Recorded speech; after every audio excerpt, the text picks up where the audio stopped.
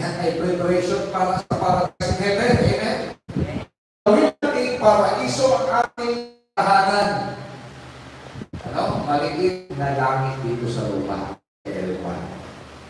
Hindi yung dito para sa lupa.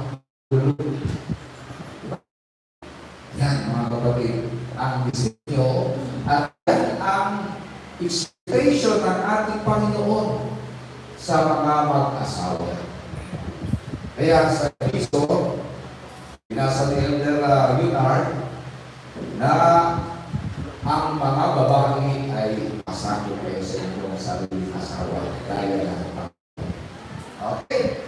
So, nagkaibigan tayo, magpasako sa asawa. Kahit malaki ang sweldo mo, kahit mataas ang iyong posisyon, kahit ikaw ay nakakaangat, kahit ikaw mas panda. Kasi minsan, meron daw beauty and the beast. Eh bakit inasawa mo yan? Sila pinatagwapo kay the beast. Asawa na kayo eh. Kaya ito, magpasako. Yung sweldo mo, i-remit mo. Ibig sabihin, ikaw naman ang susunod. Ipaalam mo na yan ang kinikita mo. Lahat na pagpasya, magkasundo kayo. Yan ang nais ng Panginoon. Kasi marami alam ninyo, mas ganda yung magkaroon niya tayo, sige yung ating pamilya sa ating area. Dapat magkaroon talaga ng seminar.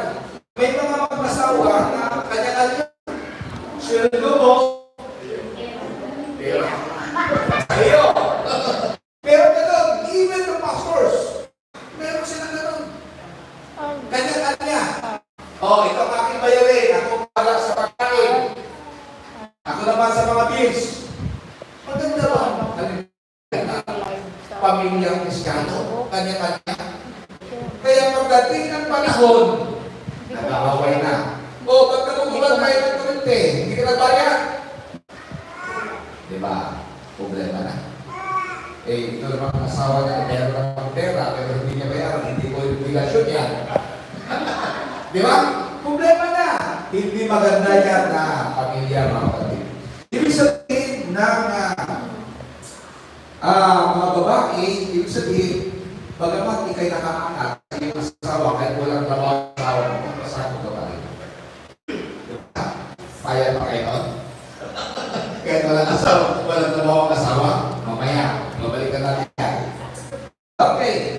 Sapagkat ang lalaki ay pagulo sa kanyang asawa. Gaya naman si Kristo. Ibig sabihin, at ang iglesia na siya rin ang tagapagligtas ng katawan. So, mamaya ko din paliwanag yan. Okay, diretso na tayo. Puso tayo natin. Binasa naman ni Elder United. Sa iglesia, ibig sabihin, mayroong dalawang dimension. Ang tinutukoy dito sa chapter 5, ang relasyon ng mag-asawa. Maliwanag na ang disiplino ng Diyos sa mag-asawa ay magkaroon ng submission, lalo na sa mga asawang babae. Ano ito? Maraming nag-divorce na ito, naghiwalay ng mag-asawa dahil sa overpower ang lalaki. Madalas mas marami kasi ngayon, mas maganda ang kalagayan ng mga kababaihan.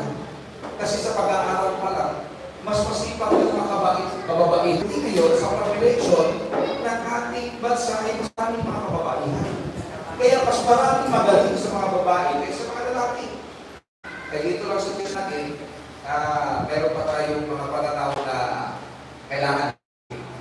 Pero mas maganda naman talaga na talaga ang leader natin.